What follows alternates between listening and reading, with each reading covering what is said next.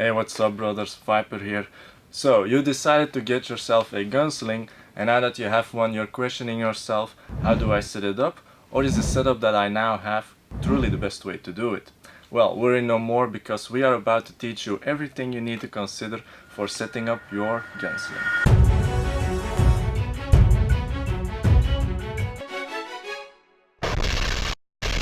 Now, if you've got no idea of what sling should fit you best, we suggest you to take a look at one of our previous videos where we discussed the different kind of slings and all the available extra options. So, if you want to learn all about them, take a look at the link in the description down below. First thing to know when setting up your 1, 2 or 3 point sling for your weapon system is you have to adjust the length and test its functionality with the equipment you actually use, meaning if you carry a plate carrier, vest or whatever, put that stuff on and test what you can or cannot do with your sling and weapon.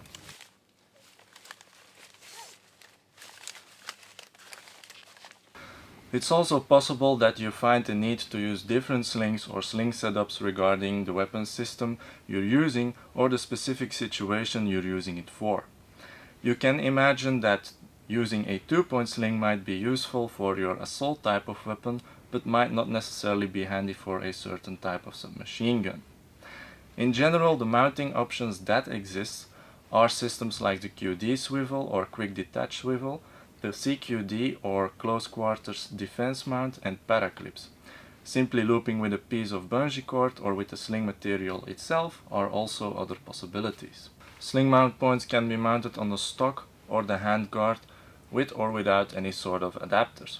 A sling mount ring on the back of the receiver also provides lots of options. Whatever mounting options you choose doesn't really matter, just be sure that you get a decent quality and that it fits. That being said, let's start with the 1-point sling. Now, when it comes to setting up a 1-point sling, there's not a lot of choice when it comes to mounting it to your weapon system. Mounting a 1-point sling requires you to have a sling mount point on the back of your receiver or on the stock tube itself, preferably as closely as possible to the receiver. If you would mount a 1-point sling further down on your stock, you will have a more difficult time doing those shoulder switches. Your gun would also hang way too low for when you're not using it. If you have a 1-point sling with a piece of bungee, make sure you mount or adjust your sling in such a way that you actually put that piece of bungee to use. Make your setup in such a way that it actually helps you to push your gun into your shoulder, so you can maximize recoil management. If your gun even does have recoil at all for the airsofters out there.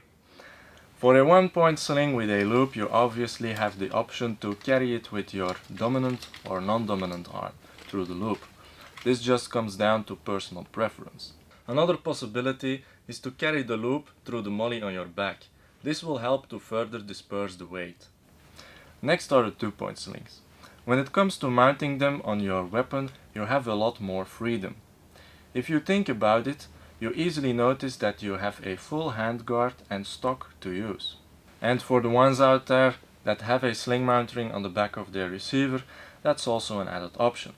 It speaks for itself that the way you function together with your gun decides how you will mount your sling mount points. Also notice that it might change when you gather experience by doing the things you do with it. When you mount a 2-point sling, there are a few things to consider about.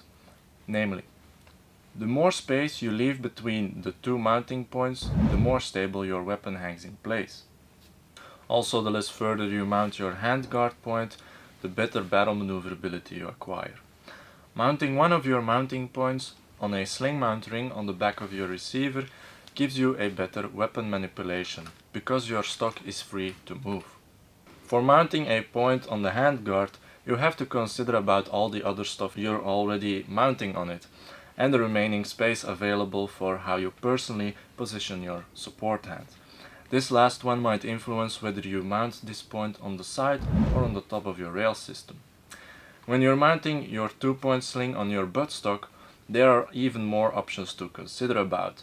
For example, above all the different mounting clips and hooks, you can also loop the sling material itself through the top or back. This can either be done by going around your buttstock by using one of the gaps, or going through one of the gaps and back by using a tri-glide.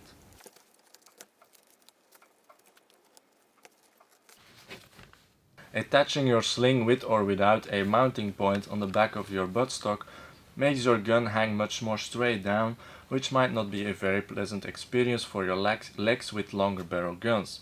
Looping it on this spot might also make an uncomfortable spot on your buttstock for your shoulder.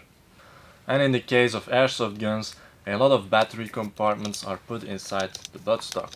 So looping your sling there might not be the smartest thing to do for easy access. On the other hand, mounting it on top of your buttstock makes your gun hang much more to the side and gives your legs more space to let them do their work. Also, minding on what side of the buttstock you are mounting it has a lot of influence. Meaning, when attaching a mounting point on the inner side of your buttstock, so the side closest to your body, then you can quickly make a choke point for when you switch shoulders. The sling will place itself between your body and your weapon when hanging the weapon down or when aiming. When attaching it on the outward side away from your body, you won't have to deal with these kind of issues. When it comes to adjusting the length for a 2-point sling, it basically comes down to however you want to function with it. In general, you want to have your weapon as closely as possible to your body while still being able to draw the weapon and put it comfortably to your shoulder. When you want to do more stuff like being able to put your gun barrel up in the air, you will need more sling material. You can simply adjust a normal 2-point sling to function for that, but this is where the quick adjustable 2-point slings truly shine. And of course, if you have some sort of padding or wider piece in your sling, you actually have to adjust it. This way it's being placed on your shoulder, so you make use of its function to disperse the force. 2-point slings are usually carried with a strap over your shoulder of your dominant shooting side to give you the best freedom possible. Okay, going over to the 3-point sling. The 3-point sling actually gives you less possibilities than the 2-point sling does. This has to do with its construction. First off, its construction forces the 2 points making contact with the weapon to be mounted on the same side. On some submachine systems, you do get the ability to loop the sling material directly through the weapon mount itself. This means less clicking noise of the hooks and mounts. Yet again, like with the 2-point slings, the length should be adjusted for its intended functionality, but still remain as closely as possible to the body when hanging down. In order to be able to do a climber's carry, you have to make sure the 2 loops of the sling are about evenly big to get your arms through them. With a 3-point sling, the buttstock manipulation can be improved by attaching one point to a ring mount on the back of the receiver. But on the contrary, your gun will become less stable when it's hung down. So, we hope this video helped you guys understand how these things behave when mounting them on your gun and how you should apply that to your advantage. If you have any suggestions for subjects you want us to cover in the upcoming videos, please let them know in the comments down below. Thanks for watching, and we'll see you guys next time. If you would barrel up in the air, you will need more sling material. I'm glad.